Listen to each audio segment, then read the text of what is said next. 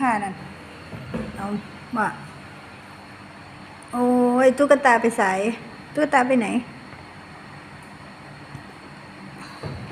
เอามากหลายผ้า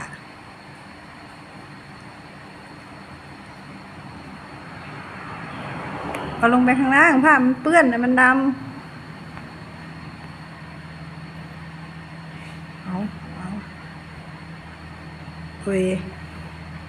มันก็บ่มีผู้ใดแก่เราผ้ามันดำเนาะเขากระยานมันดำชุกกระปุกเอามันจะโดนตะกร้าคว่ำนะ